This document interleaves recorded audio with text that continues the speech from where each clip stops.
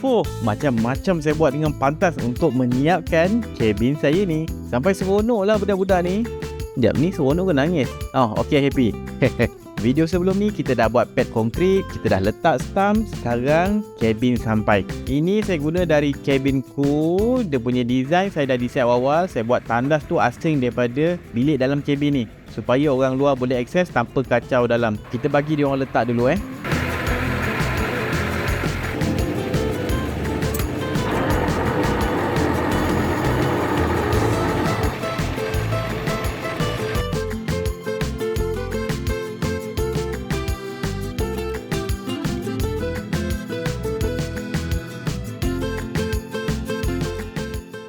Stamp yang saya buat ni tak adalah fully perfect level, jadi saya dah awal-awal design shim. Ini saya gunakan 3D printer material ASA dengan wall dan infill yang tebal. 3D printer part tu tak ada masalah untuk handle lebih 20 tan.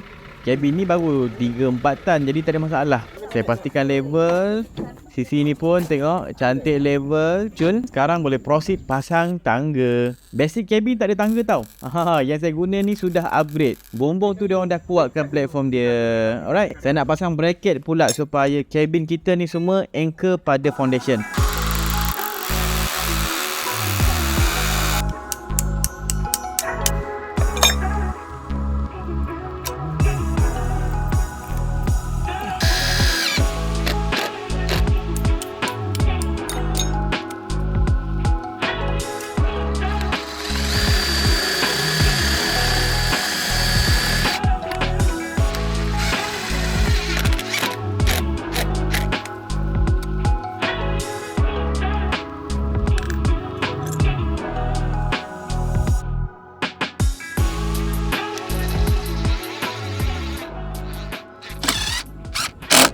Alright, so sekarang kabin kita dah lekat pada kita punya stamp task block, dan stamp task block ni dah lekat pada pad konkrit.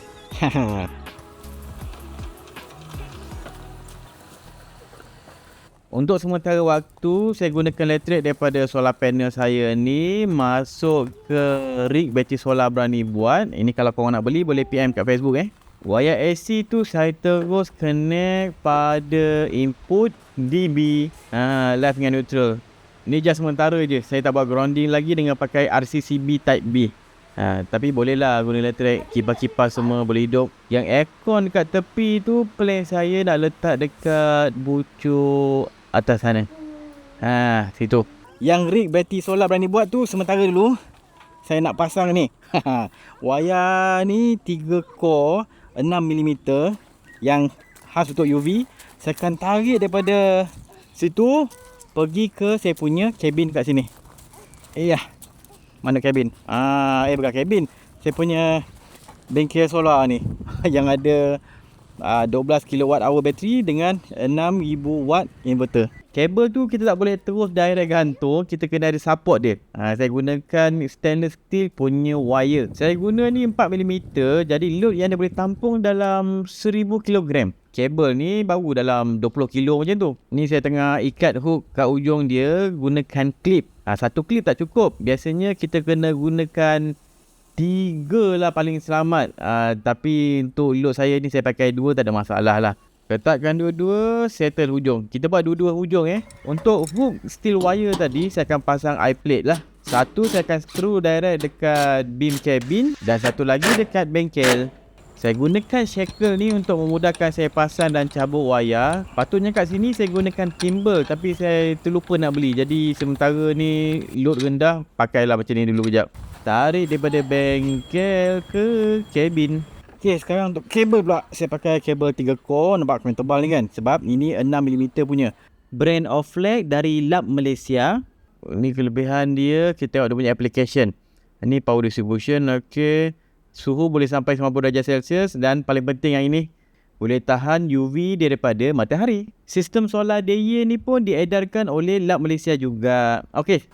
Saya akan sambung dari sana ke sana. Buka dulu box ni.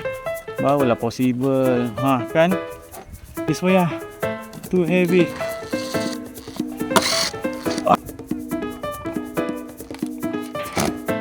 ada lengkuk sikit macam tu. Macam tu. Barulah kita the cable tie. Hujung ni saya dah connect pada DB cabin. Kita tutup balik. Okey. Sekarang untuk DB solar pula. Untuk strip kabel yang saya guna ni memang leceh sikit lah, sebab dia ada banyak layer insulation dia. First, untuk lapisan yang boleh tahan UV ni, kita strip dia. Second layer, perisai keluli. Ni kuat-kuat kan. Then saya akan potong. Okey. Sekarang boleh nampak dia punya 3 core kabel tu kan. Ini 6mm punya saiz tau. Ada strip satu lagi penebat situ. Okey, ini confident. Full power 6000 watt kat inverter saya tu tak ada masalah. Jadi saya sambungkan pada DB sini dan tutup balik. Sekarang bolehlah kita try hidupkan dekat kabin ni. Hidupkan dia punya breaker.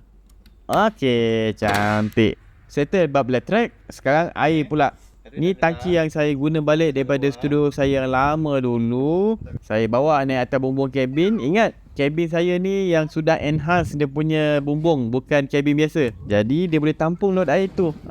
Dan dia punya foundation kat bawah saya buat besar. Dari tangki tu saya gunakan pipe poli sambung terus ke saya punya toilet kabin ni.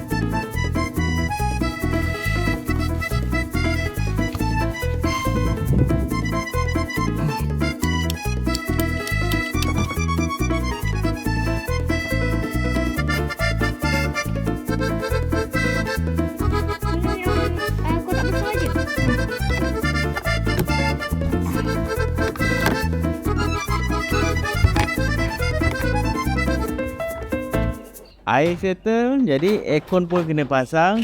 So, sekarang sudah siap. Dengan keluasan 3x6 meter, bagi saya macam satu bilik yang agak luas lah. Buat masa sekarang, kabin ni saya gunakan untuk tempat rehat, sejuk selesa, supaya anak dan wife saya boleh stay dalam ni sementara saya buat kerja kat luar.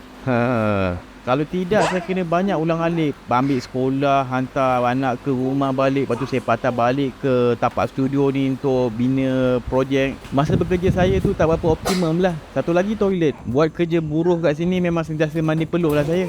Bila ada toilet, lega. Nak ambil anak sekolah tu boleh lah mandi dulu kan. Kalau tidak, masuk dalam kereta tu dah bau kepam saya. Campur kepam anak balik sekolah lagi, pengsan. Cuma itulah, toilet ni ada air, boleh mandi. Tapi tak ada saliran proper lagi lah untuk buang air mandian ni. Air mandian sikit ni acceptable lah untuk lepas sementara kat sini. Tapi kalau air nak membuang black water, saya kena sambungkan pada sistem septic saya. Tapi nantilah, tak settle lagi.